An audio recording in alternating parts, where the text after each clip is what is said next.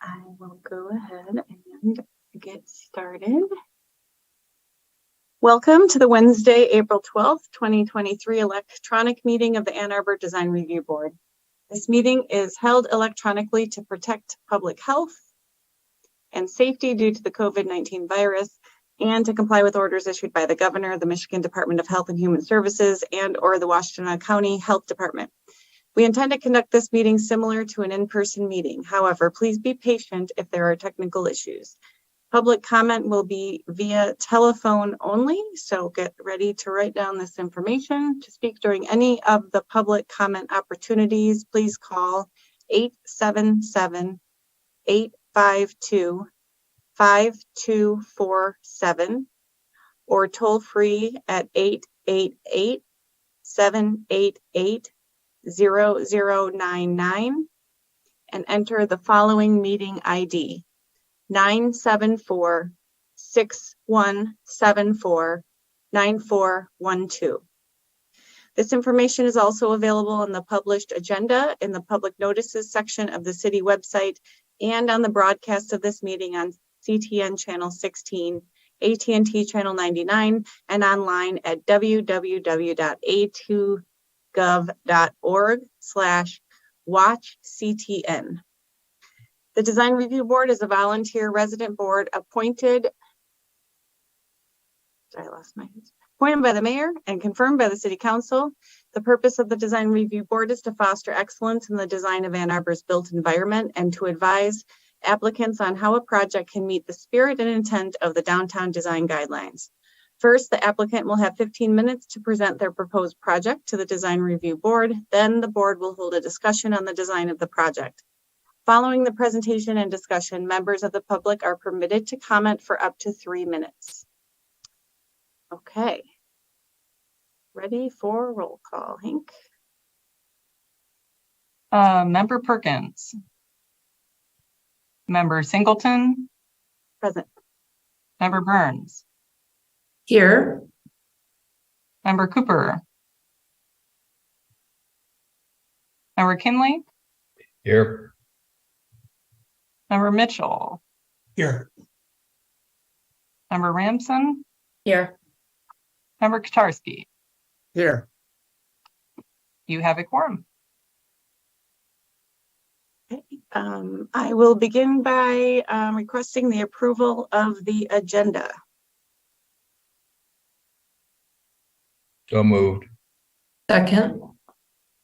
All in favor of approving the agenda? Aye. Aye. Ayes have it. Approval of the minutes of the March 8th, 2023 Design Review Board meeting.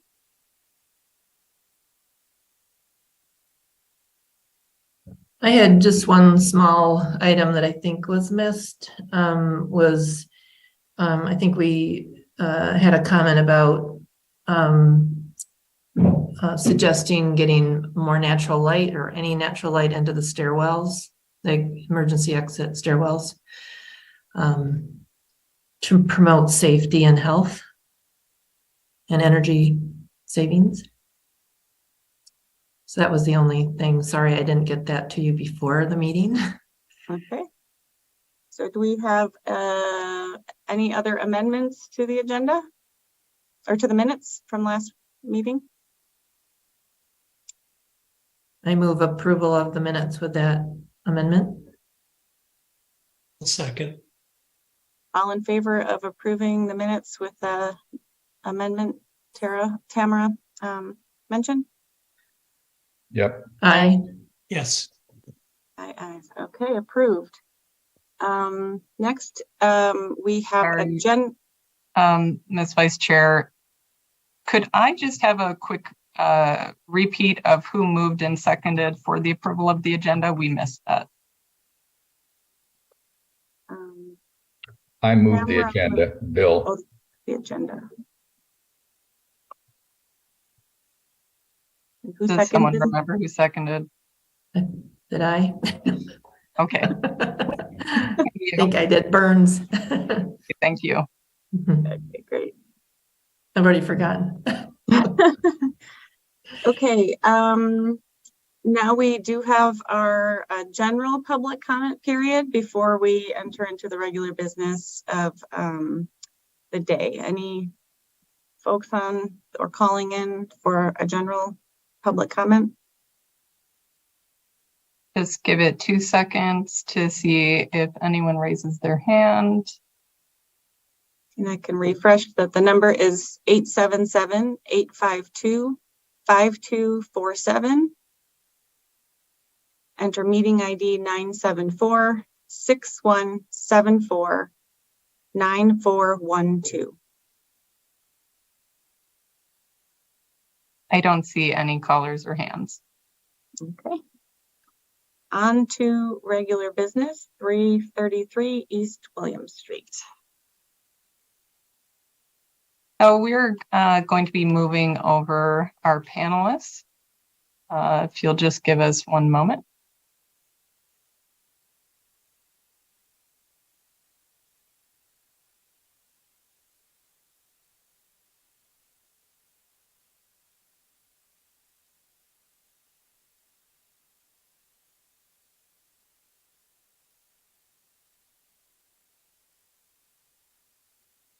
And if the presentation team could let me know if there are any other outstanding team members that have not been promoted, that would be great. I think we have. Hi, I'm Ashwini Denoy with Dwell Design Studio. I think you'll need to get Andrew and Luke Warner as well. I do They've believe been I'm promoted. on.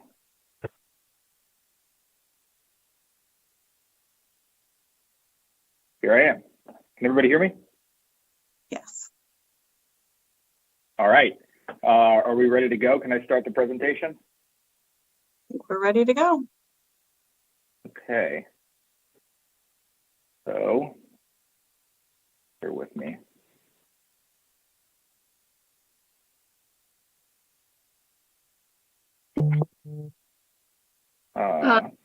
Sorry, just one more person, if you don't mind moving Jay Silverman as well, please.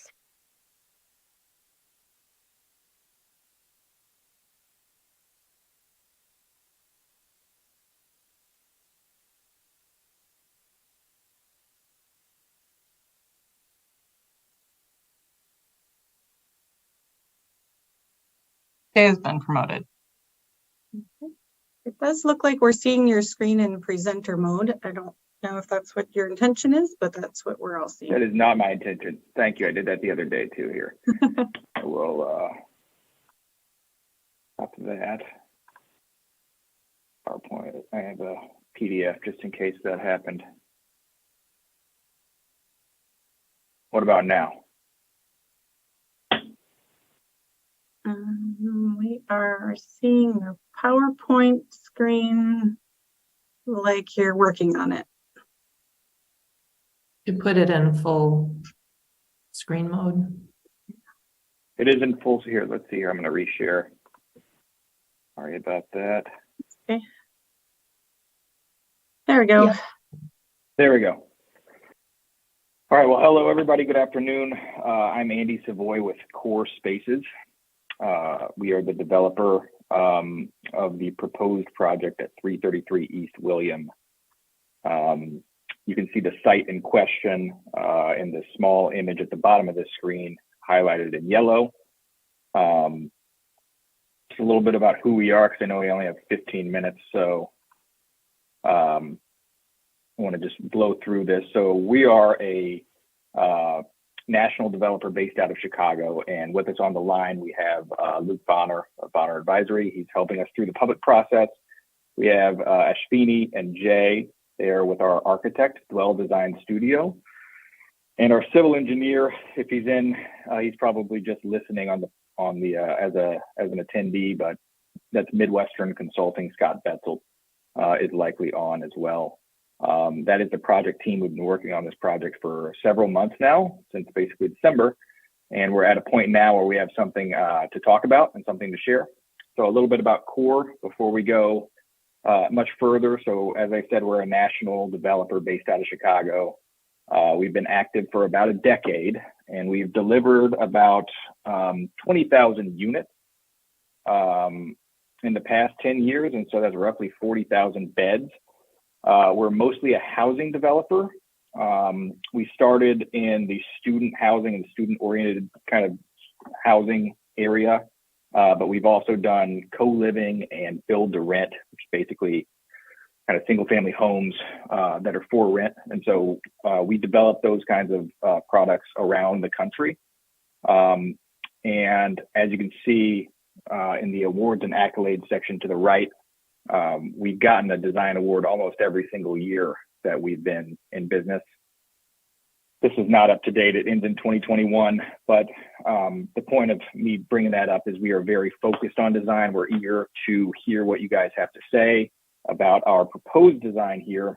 And with that, I can kind of show you where we've done our projects. It's basically all across the country. We have done work in Ann Arbor before. We did the hub on campus, which we do not own. We actually sold in 2019, but we did develop that and sold that to ACC. And our typical MO is to hold on to projects after we develop them. It's actually not common that we sell a building. And so our typical MO is to hold on to our properties and manage them. We have in-house management capability too. This is a sampling of our projects throughout the Midwest, all of them super A+ quality, A+ location. We provide retail where it makes sense, and we strive for the very highest quality of design. As you can see, you know, in the projects that I'm showing here, all throughout the upper Midwest region. And so I'm going to start with a few of the few materials that have been shown to the public informally. And then we just had our our formal citizens meeting on Monday of this week. And so what you're seeing here is the project site and some images of the context. So to the west of our property is the library. The property sits between William and Library Lane. And so to the north of the site is actually a subterranean parking deck that's beneath Library Lane. To the east of our site, we have some older kind of low-lying structures, which are mostly apartment buildings. And same to the south across William Street. There is a street that almost dead ends right into our property, Hamilton Street. It is a little bit offset, but there is a street that kind of almost dead ends into our property there. One thing I'd point out as well that we found important was there's a nice new bike lane. I think you see it better here. There's a nice new bike lane with 2 curb cuts where the current credit union building is. And we think that's really nice, and we want to try to disturb that as little as possible and even make it better if we can. And so you'll see, you know, we're proposing to get rid of one of those curb cuts to kind of reduce the number of instances where a car will have to cross that bike lane. And you'll see that later. Just a quick zoning overview and an overview of the schedule. And this didn't really print to a PDF as cleanly as I thought. But the height limit we're in D1 zoning, so the height limit is 180 feet. We are below that right now. We're not requesting any change on that front. There is no setback requirements. We're not requesting any kind of change on that. The base FAR is 400%, and you can get up to 900% with on-menu premiums. And so those premiums include affordable housing, sustainable construction, and provision of public amenity space, public exterior space. And so what we're proposing here is a LEED Gold building that would make use of the affordable housing premium for 20% of rentable area. Those 2 premiums together get us another 400%. And then we're also providing a public connector, which gets us another 8,000-ish square feet of FAR. So we're at about 880%, so just under the 900% maximum for FAR. And our setbacks or stepbacks, are 5 feet above the 2nd or 3rd floor. So we are complying with that, so we're not requesting any change in that as well. And so our citizens participation meeting was on the 10th. That's on Monday. This is the design review board presentation, and we are shooting to make a formal application for site plan review either in mid-May or mid-June. of this year. So we've collected our citizens participation meeting comments. We're looking forward to collecting yours as well, so that we can incorporate any changes we need to make and still hit that mid-May or mid-June application date.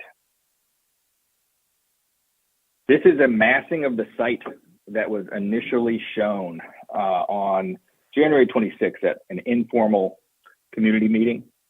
Had probably 30 or 40 people there, and I'm showing it here because it kind of cleanly shows you the big idea of what this project would be, and that is you have a tower which sits on a podium and steps back in both the north and south planes of that, and also is kind of a C shape, giving some relief to the east side of the site, since that's where some lower buildings are, with some kind of accessible roof area.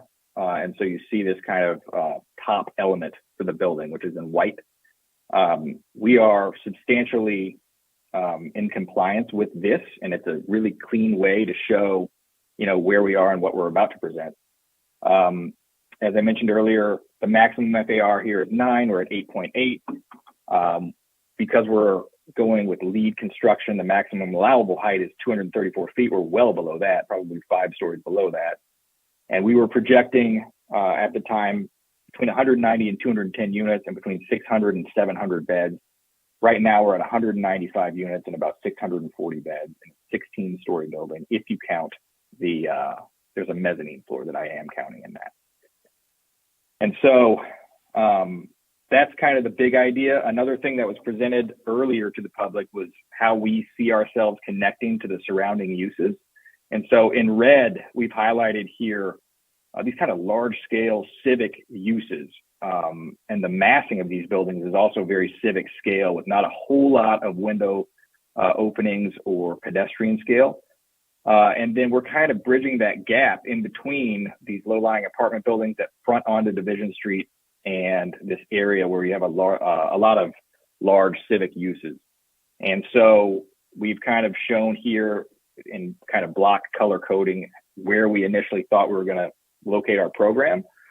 And so we have lobby and amenity spaces, basically active uses along William, with townhomes that would actually touch the ground floor, attaching to, flanking the east and north sides. And then we've taken all of our back of house and mechanical space and put that in the northwest corner, basically across the street from a similar area on the library parcel where you have loading and parking. We thought that was the most appropriate place to locate that program.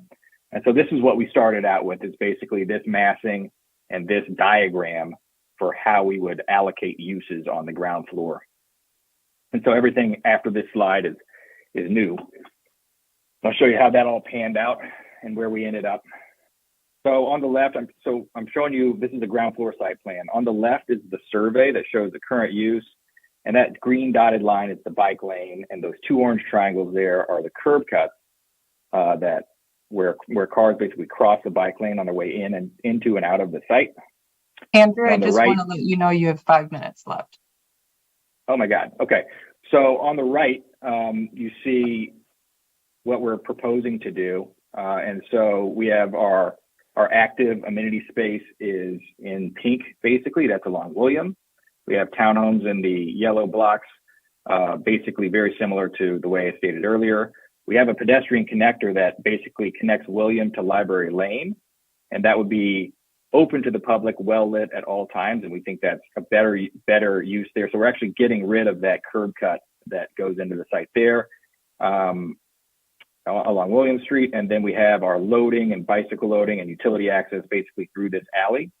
And garbage trucks would actually be able to pull in and completely turn around and pull out. So we wanted to avoid garbage trucks stopping in the middle of that bike lane, which we did by basically providing the turnaround capabilities on site. This is showing the plans going from the ground floor all the way up. So leftmost plan we just went through is just a little bit clearer in this view. The mezzanine plan, that's the top floor of those townhomes. And so the point there is that all this space along William Street is double height space, so 21 feet clear there. So very dramatic active space. The second floor there is a terrace area above our podium. That's private terraces. So We wanted to minimize the sound and light pollution since we're very close to the street at that level, which is why we made that private. As we go up, we see our typical floor. And so F means studio, A means 1 bedroom, B means 2 bedrooms, C means 3 bedroom, and D means 4 bedrooms, pretty self-explanatory. And at the top level, so this is level 14 or level 15 if you count the mezzanine, you'll see we have some additional amenity space and an exterior terrace with a pool. And that's where we imagine most of the congregation happening. And so that's well above street level and out of the realm of being a nuisance to any neighbors at that point. And then this level 15 just shows the second story of those townhomes and communicates that these amenity spaces are double height. These are the elevations. And so the idea here, we're trying to incorporate a lot of the themes that we read in the design guidelines. Some of them are breaking the plane of the building between basically dividing the building into a bottom, middle, and top, and breaking the plane and materiality at those junctures. And so at the bottom, we have a high proportion of storefront glass, high level of transparency. We do have an inset entry area that you can see here and here.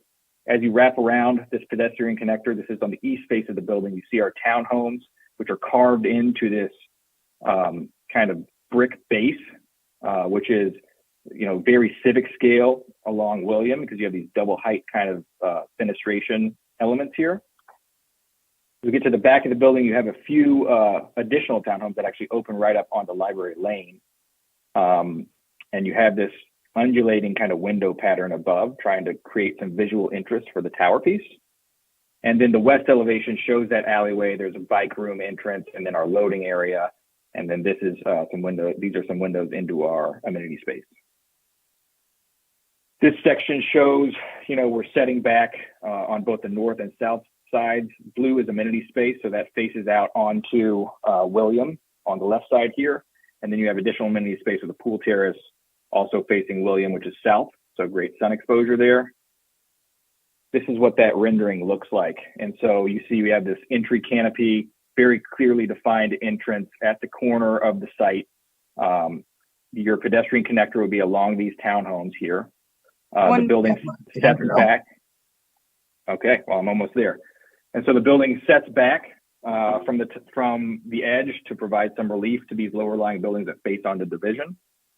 And you can see there is a top element, but it's set back so much from the edge of the building that you can't even see it really from the street. But there is a top element there. And so I think we've, when it comes to increasing the pedestrian qualities of the ground plane, we have done a lot of we have followed a lot of the recommendations in the design guidelines, as well as the specific building elements when it comes to clearly defined entrance, entry canopies, and basically enlivening the ground floor plane of the pedestrian, where the building hits the pedestrian realm. So I feel like I'm running low on time, so I think I'll stop there and we can open it up for questions, comments, discussion. That was a pretty impressive run through at exactly 15 minutes. Open up to questions from the board. I'll give you a few more minutes to talk about the building, because I was wondering if you would describe the materials on the exterior a little more. Like what are the materials that you're touching and feeling on the base? Because it was a little unclear in the elevations. Sorry. So we have, we wanted to go with kind of a solid, more civic type of material for the ground floor. And that's because we're next to that library building. We're replacing this credit union. And so we have this kind of sandstone colored brick that forms most of this podium level, which is the bottom two levels. And then along William, we've very liberally placed a lot of glass. So there's tons of transparency along William. But then as you turn and you get these little townhome units carved into it, we have basically some kind of cementitious panel and perhaps wood slatting, so that it's more tactile when you get to those spaces that are actually dwelling units. and much more civic and kind of double story in the areas where you're looking at basically an amenity lobby or a leasing office or a kind of a fitness center amenity. Those are kind of expressed in the more civic double story language. And then once you turn around to the townhomes, you have these, carved into the brick mass, you have these kind of panelized and wood panel expressions for each of those townhomes there.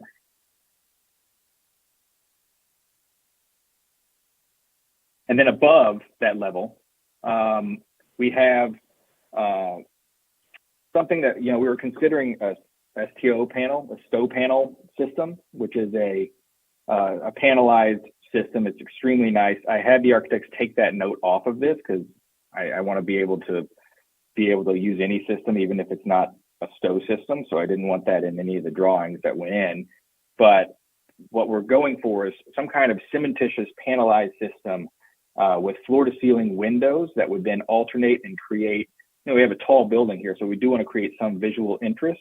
And so we've taken a shot at that with these kind of windows that change positions. There are certain windows that are, at living rooms that you can't really change the position of them, but other windows for the bedrooms you can.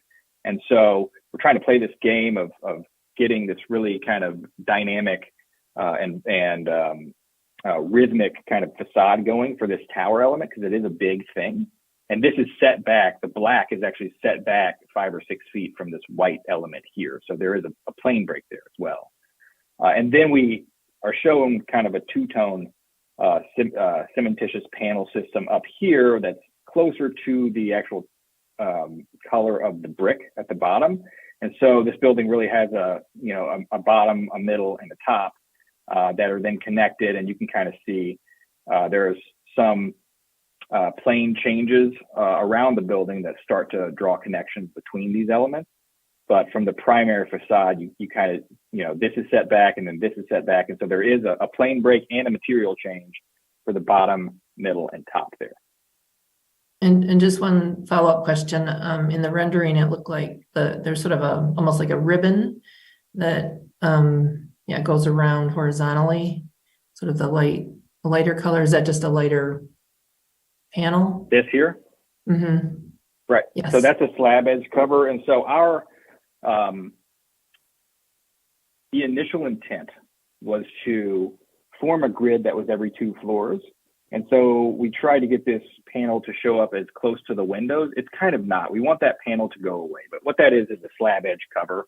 So you're going to have something that actually houses the edge of your slab and insulates the edge of it so that cold air doesn't make the slab cold and then you have really cold floors by your windows. And so we want that to be a material that basically goes away. And so really these black expressions that are every 2 floors are what we want you to see. And not every other slab edge cover, the way it's showing now. But that was the intent. We do have some work to do on that front. But the intent was to actually break this up. So you're looking at 1, 2, 3, 4, 5, 6, modules of this grid rather than 12. I have to say, and maybe it's just the rendering, but it to me, it adds just another layer of detail that's kind of nice. It's not as heavy as the every other floor piece. So I wasn't quite sure what it was, but it kind of caught my eye. I just think it adds another layer of character to the building. Got it. I will note that. I don't know if others feel that way, but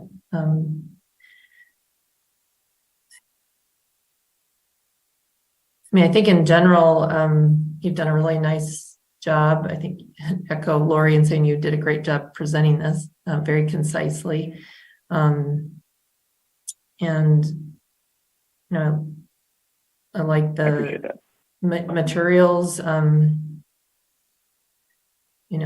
the thoughtfulness of the materials at the base where people are walking, the breakdown of the towers.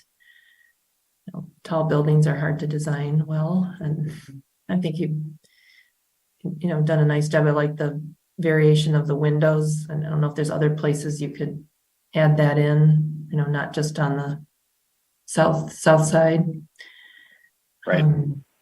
Yeah, we're looking to kind of apply the same rhythm everywhere. It's just, I think we've not gotten to that part yet, but that's the sort of. Yeah. I would just echo Tamara's sentiment as well. I think you've done a really nice job of kind of leveraging all the tools at your disposal, shifts in massing, the, articulation at a variety of scales, change in materials at the base. There's a richness of the solids on the ground plane versus the kind of more lacy effect of the patterns above. So not a lot of comments on the building itself. I do have comments about the site plan. How wide is the driveway? I know you're using the current curb cut, but how wide is that curb cut? That's about 17 feet wide. Okay, and I'm not sure if Midwestern has done a turning movement study yet, but I'm having a lot of trouble imagining how one actually removes trash, turns around and gets back out of there. And actually, those two dumpsters are stacked one by the other, so I don't know how you get to the one behind the one in front of it. That's a trash truck making that turn, or is that a vehicle a car making that turn? That is a trash truck. And so this is a little bit different, because you're right. After we submitted for the DRB, but we had this done and we needed a little bit more space. And so this is the current state of that plan right now, not to bog you down with the details, but that red shape is that trash truck turn. And so our trash room is here. We would actually have to stage the dumpsters out here. Okay. And that trash truck would have to pull in, turn, and then turn around and then lift the dumpsters while it's facing down. And so waste management does not back out of a site. So we actually had to provide them with the ability to turn all the way around on site. So at this point, we've had those conversations. We do need more room than we were initially showing in this site plan. This is not enough room, but we have corrected that in the current plans, which are not much different, but a little bit different than what I just presented. Okay, great. Thank you. And is there any wall or fencing or any element along the property line between the library parking lot and your property? Right now, there is not one contemplated, but there is a meaningful grade change there. So we will have to likely replace that retaining wall there, because there is a retaining wall, and I'm not sure if you can really see it, the site image. Difficult to see, but there is a retaining wall and some grade change. You can actually kind of see it in the topo if you zoom in here. There's several feet of grade change very quickly, and so it's to be determined. I think it's probably smart to put some kind of fence there just to stop a trash truck from maybe accidentally pulling off the edge of that or something, or maybe continuing that retaining wall up a few feet just to provide a really solid barrier that a vehicle couldn't accidentally roll over. Yeah, I'm not too concerned about rolling over. I actually think it's nice that you have a buffer of, it looks like almost 10 feet for any overhang of the front of the truck or anything like that would swing and impact the parking over there. So just that gap alone is fine for me. Having a barrier there is probably just a recipe for asking someone to hit it. Yeah. That's all I have. Staying with. All right, can I? Oh, sorry. ahead. I'd like to back up a little bit to context. I guess I'm disappointed that there's no mention of the surrounding historic district, and the elevation does not indicate anything to the east. No discussion about how a building of this size, and granted it's a D1, but it's in the Liberty Division Character District. It's not in the Midtown Character District by one site. So how do you address a building of the size next to a historic district that's unlikely to develop in the same scale? You have townhouses facing into private yards. a public walkway as well. How are you addressing all of that? So the townhomes and the public walkway were both intended to address that condition, because we felt that given the smaller scale of those buildings, they're more tactile, you're going to have people out in their backyards, and we wanted to flank those areas with presentable spaces that could be used and accessed by the people that live just to the east of us. And so that is why we chose that side for the townhomes and not the trash. We thought that, the best place for the trash is a place where nobody's going to see it. And the best place for actually some active ground floor uses would be right across from where we have other kind of low rise buildings. And so you can see this is roughly the ground floor is in a C shape face to the left. But once we get above, we face that C shape to the right, so that there is some relief basically provided where there's terraces. And so this face of the building, at least, and I agree, it's not, the best, but this face is providing some relief to those kind of lower buildings that are in that historic district. And so, we did try to design the building basically to provide that relief here, provide a really strong line along these townhomes to relate to the height that's across the street there, or across the way, which would be the backyards of these buildings.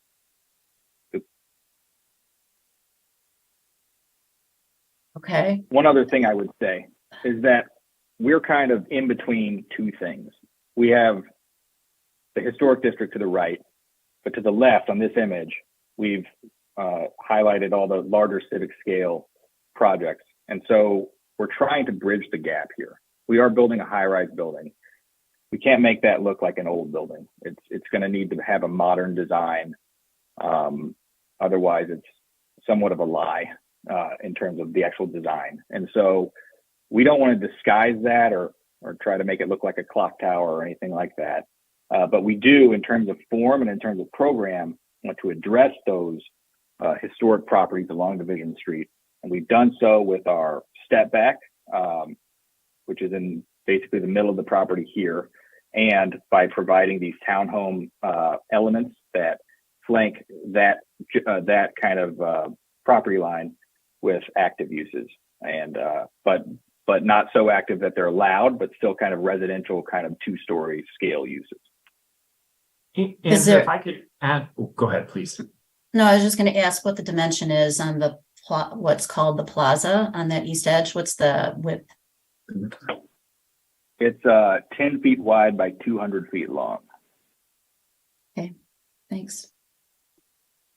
As we develop the plan, we can better show the interaction between the historic structures and that plaza space, and develop that edge a little bit better with our landscape architect, and consider either some sort of fencing to distinguish the not like full height fence, but some sort of barrier to suggest a boundary between that historic structure and our site, and maybe as well address the parking lots as you head towards Library Lane, which are at the back of those properties.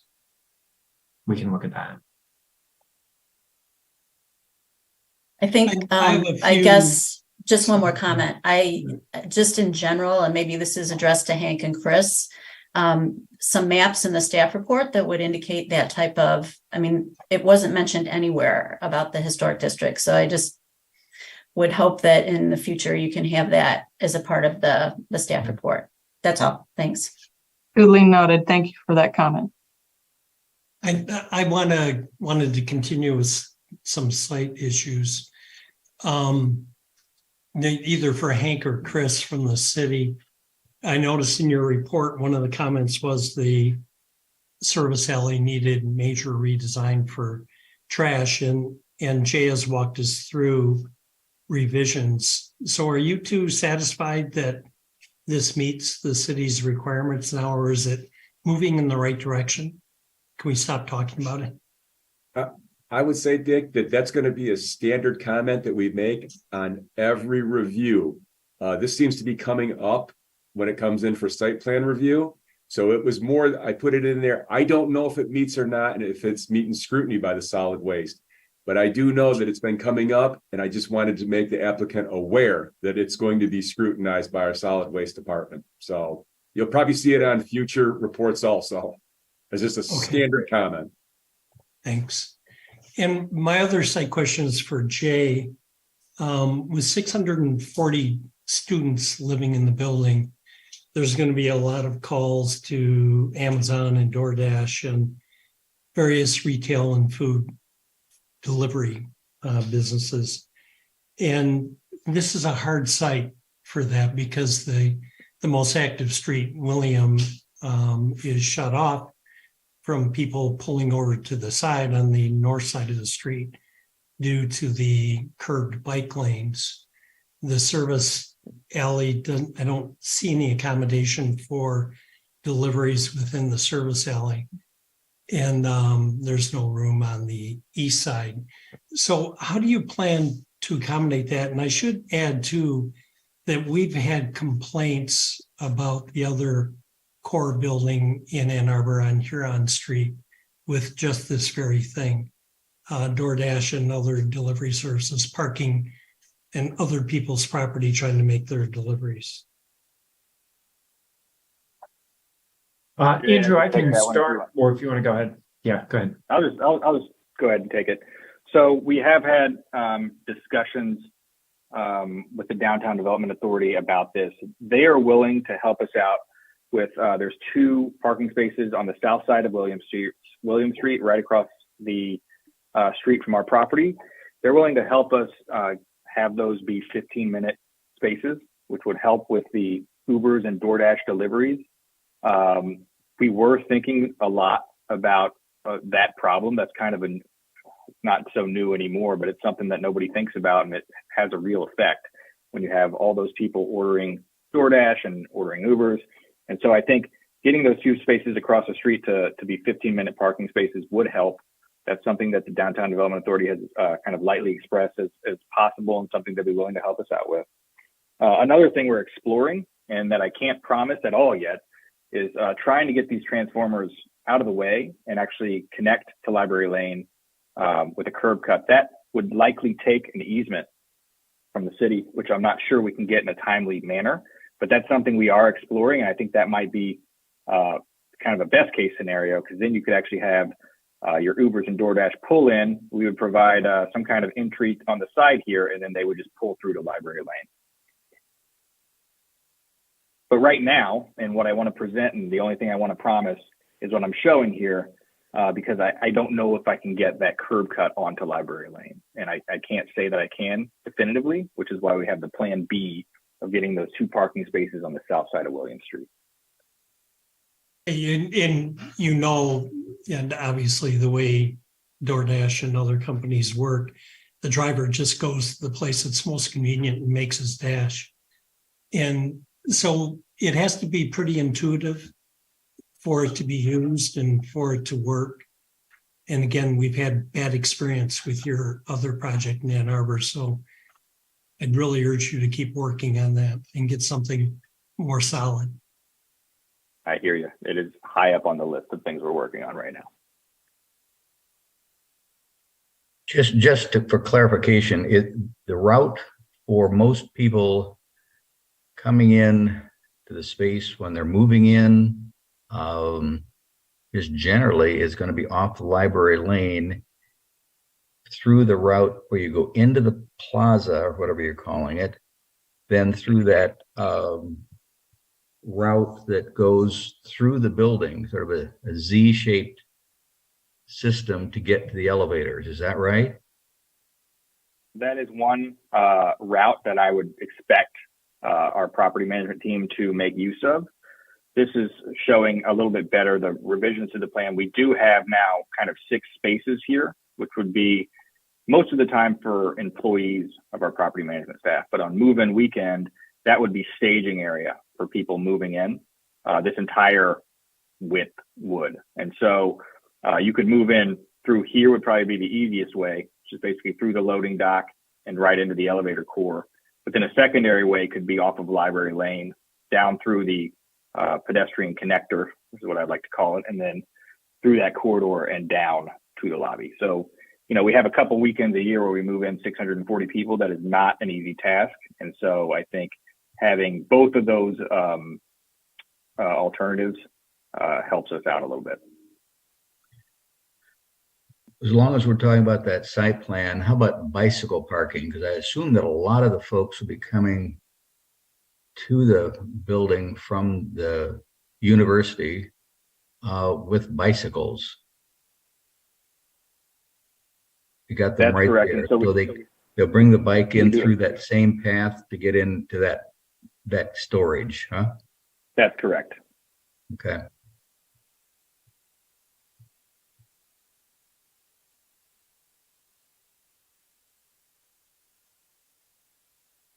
And I really think Library Lane might have more to offer than you've gotten to so far.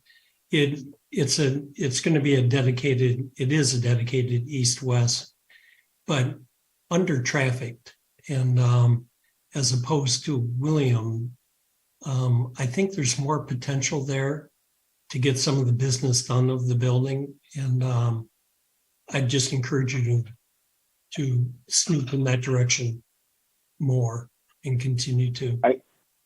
I certainly agree. If I had my preference, I would really love for us to be able to connect to Library Lane via a curb cut. That would make a lot of things easier and smoother. And I totally agree with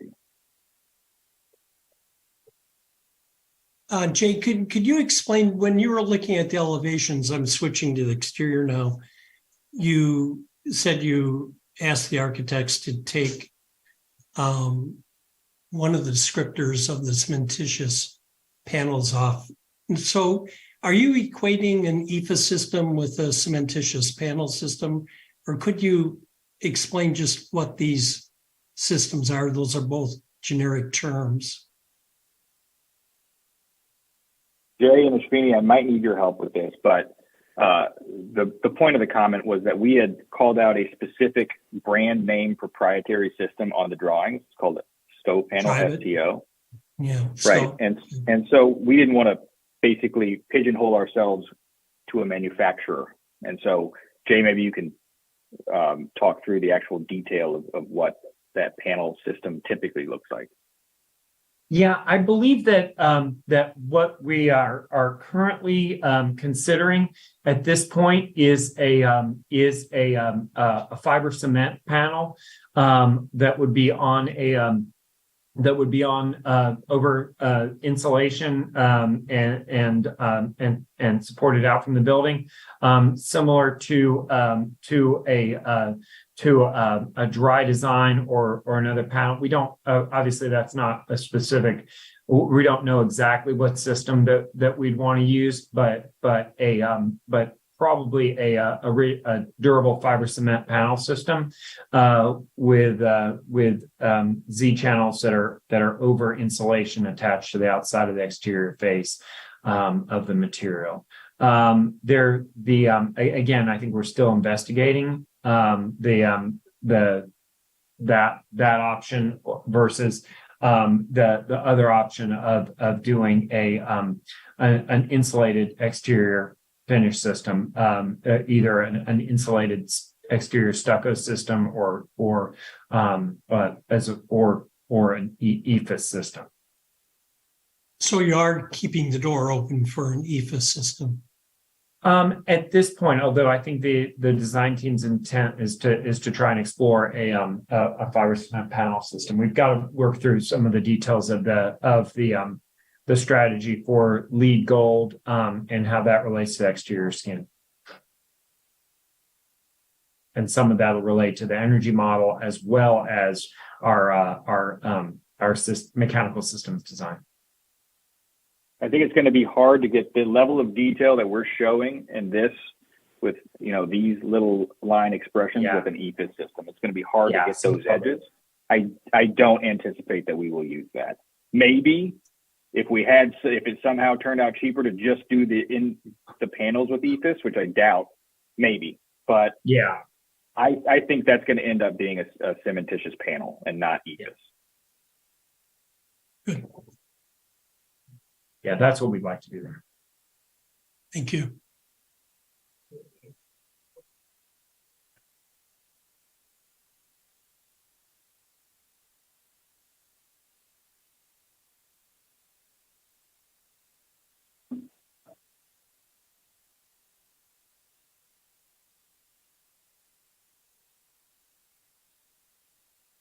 Any other comments from board members?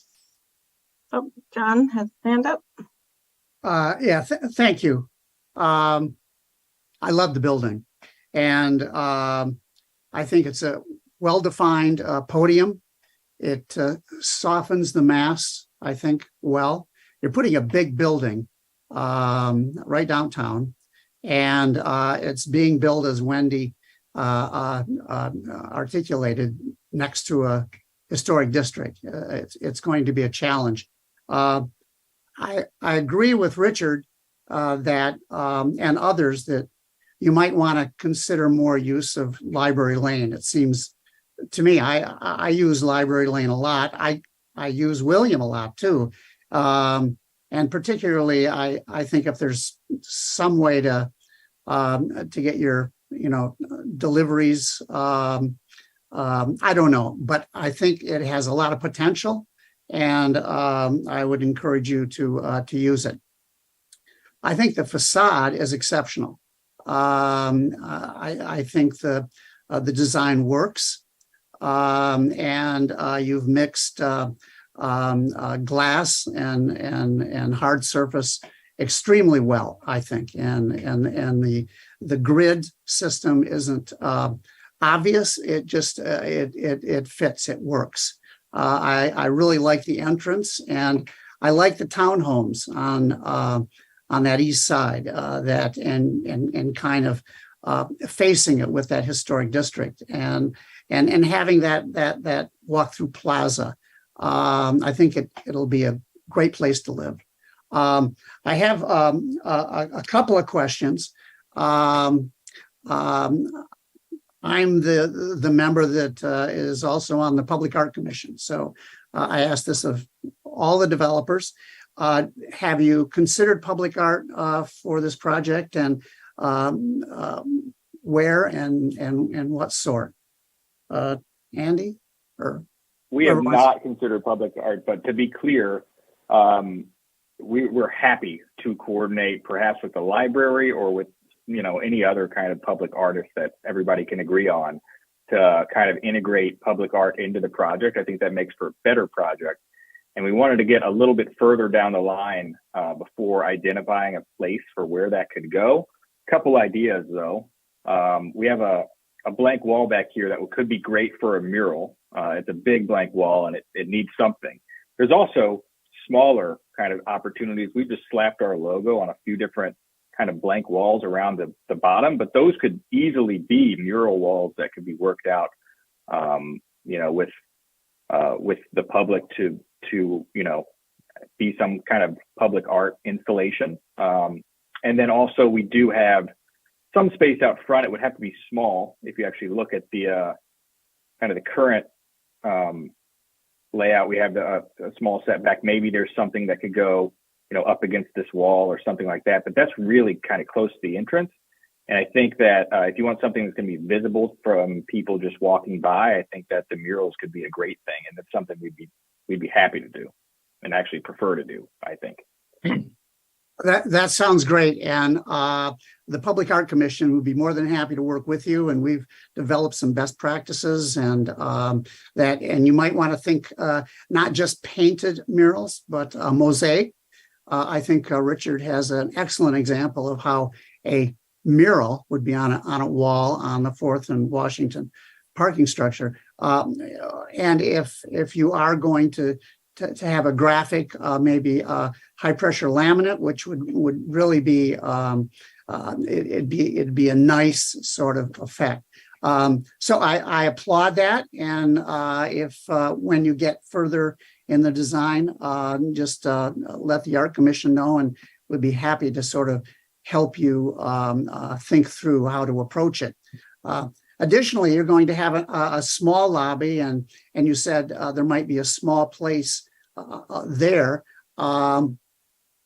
I would, you might want to think about kind of a rotating art gallery, maybe only one or two small pieces, but that would rotate through there every few months or so. So those are two options, and I'm glad that you're open to considering that.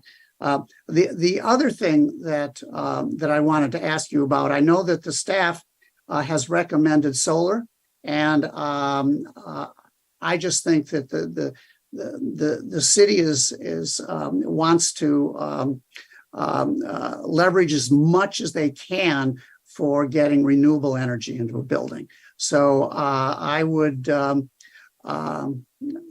agree with staff for solar, and it doesn't just have to be on roofs. So you're going to be up high, and I don't know whether you could incorporate photovoltaic in a sort of a side wall, but you could make it creative, so it could be kind of looking like sort of an art piece. But I would encourage you to explore those areas. And finally, are you going to put natural gas in the building? And I'm sure you're probably aware of it. The Ann Arbor Energy Commission has come out strong, asking the city council to not allow any natural gas, in buildings, and sort of leveraging heat pumps and things like that. So, have you gotten to that point of thinking heating through and how you might approach that issue? We have, and so we are very in tune with that conversation. And so right now we are assuming a fully electric building. So we are assuming that will go through, and we are poised to deal with that. And so this would be probably a VRF, variable refrigerant flow system, that would be all electric. And that's what we have in our kind of preliminary cost estimates right now. So we are very aware of that. We are ready and willing to comply if that's the way that it goes. And then as far as the solar panel question goes, we are kind of sizing our mechanical systems right now, and it's a little too early to start, figuring out where we can put solar panels. But once we have those mechanical systems sized, we'll know where exactly we can put solar panels and how many we can do. But it's probably going to be on top of this roof. Kind of an easy place to put them, to the extent we have some extra room left over after sizing our mechanical systems. And then we also do envision, making use of green roofs as well to basically hold some of our stormwater, and that helps us with sizing our underground detention. So, and Andrew, if I could, so this is a LEED Gold, you said that's one of the premiums? Yes, ma'am. So what had you envisioned then to lead to LEED Gold? We don't know exactly.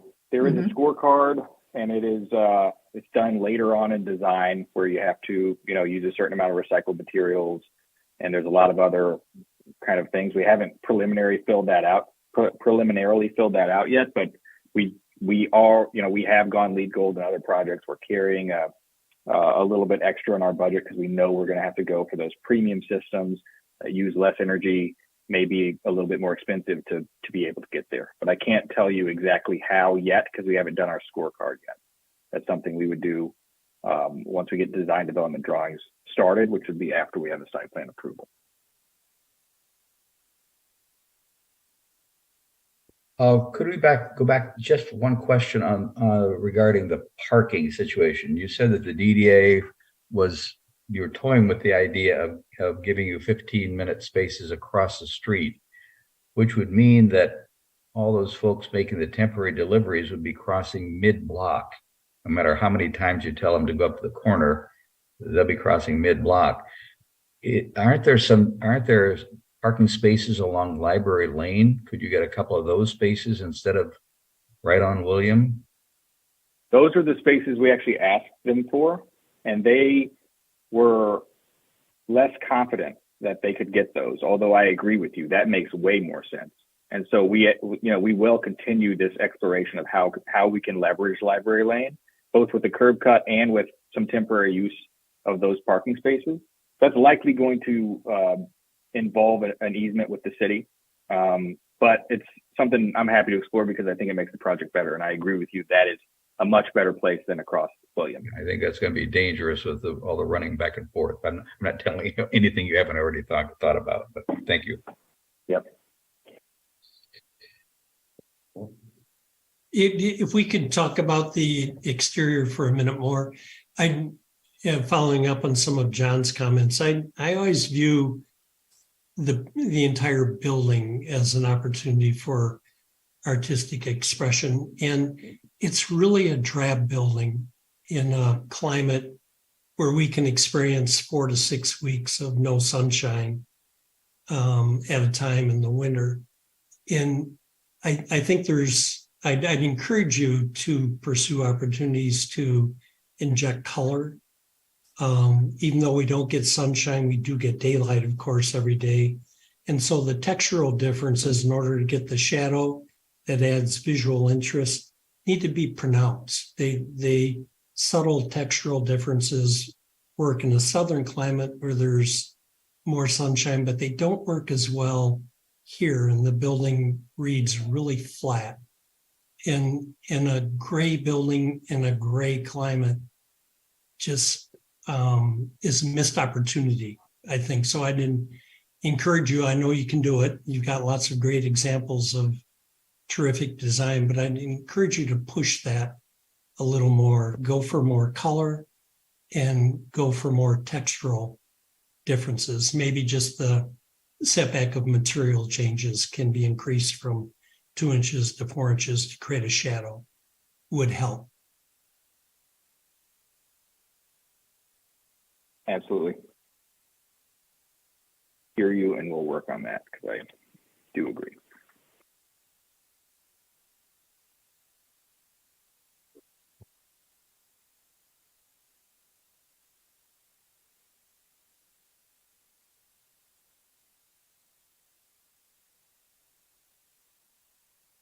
Any other comments from the board?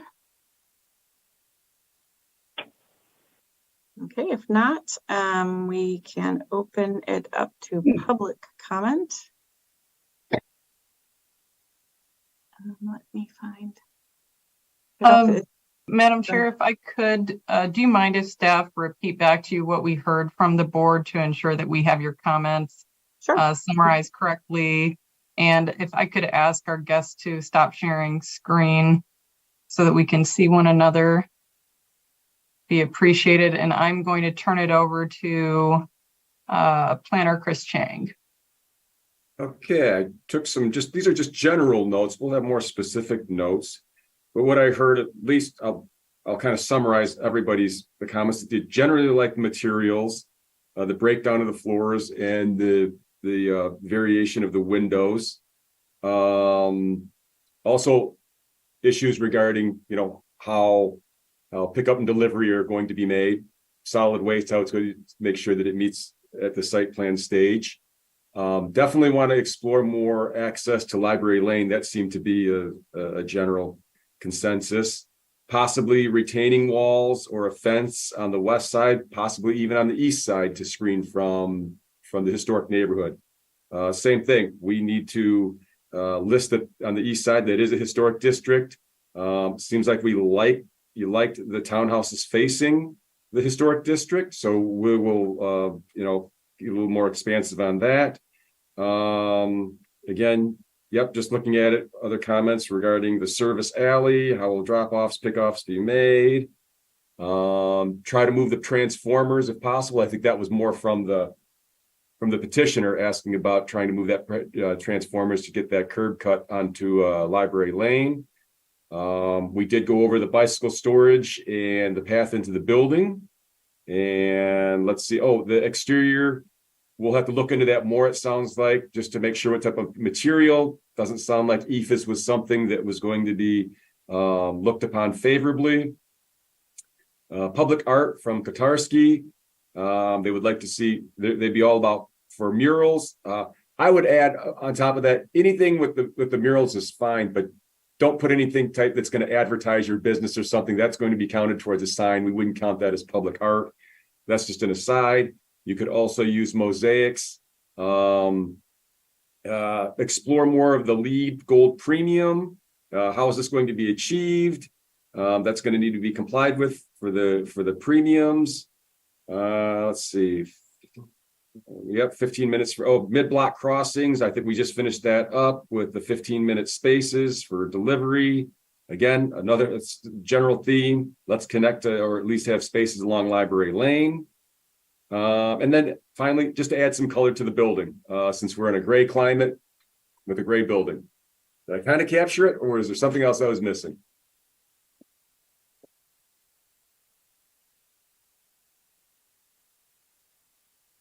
Thank you. I had a comment too about textural differences in materials.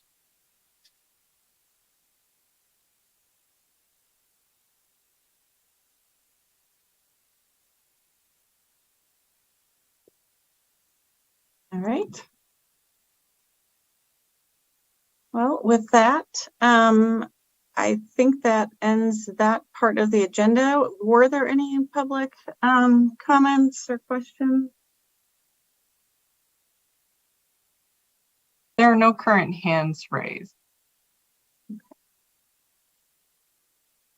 Still no hands raised. I don't think you have any commenters today. Okay, great. Thank you. On to unfinished business. Anything anyone wants to raise as unfinished business? No. Communications? Nope. One more chance at public comment generally. And without that, if anybody wants to move to adjourn. Tamara moves to adjourn with her hand. Thank you. Support. Okay, all in favor of adjournment of this session of Ann Arbor Design Review Board? Aye. A wave and an aye all at the same time. Thank you, everybody. Thanks, Lori. Take Thank care. you. Everyone.